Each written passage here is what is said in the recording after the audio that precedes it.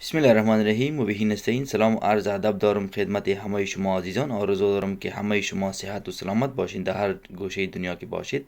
عزیزان دل، مختلف از دوستا پیام ارسال کردن درباره سفارت و قنصلگری که یا کار میکنن یا خیر.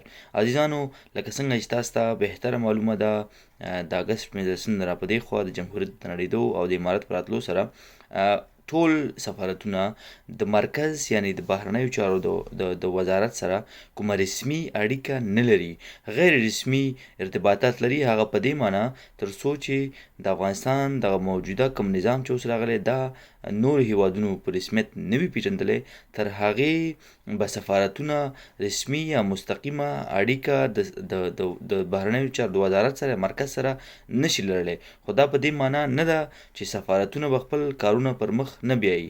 سفارتونه خپل کارونه پر مخ بیایي، خو ډیر سطحي. یعنی په څه معنی؟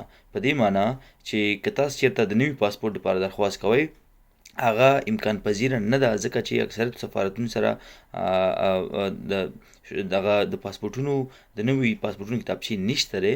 نو د دې په نه موجودیت کې سفارتونو دغه پریکړه کړې ده تر څو دوی د خپلو افغانانو لپاره د شناخت لپاره هغه د ایډنټیفیکیشن کومه مسله چې ده د هغې لپاره وکولی شي افغانانو ته یو سټیکر برابر کړی دی.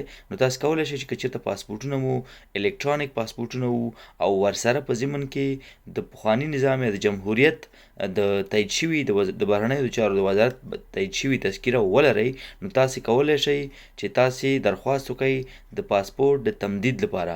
د پاسپورټ تمدید په دې معنی چې تاسو ته به یو سټیکر په دغه پاسپورټ لګول کیږي.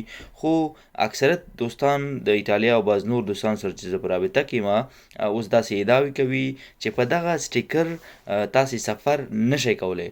خو زه هم بیا ټینګار کوم که چېرته تاسو ته ډېر ضرورت نه وي نو ضرور نه ده. که چېرته تاسو غواړئ چې د ایډنټیفیکیشن پرپسز یا د کوم د پوهنتون یا نورو حکومتي کارونو لپاره دغه هیوادونو کې چې میشت یاستئ په ځانګړي ډول که زه چېرته آیرلینډ ذکر کومه، نو تاسو کولی شئ چې دغه تمدید کوئ.